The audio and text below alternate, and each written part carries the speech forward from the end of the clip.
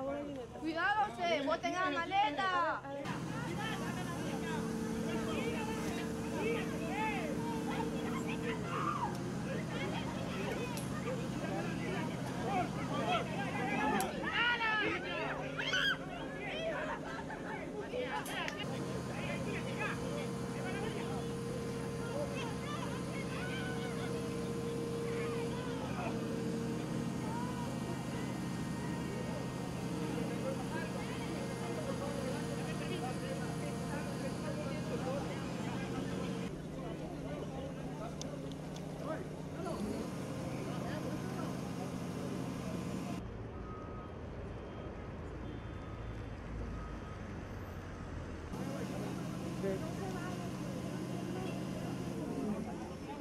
Entonces, pues no lo pagan, ahí está el problema.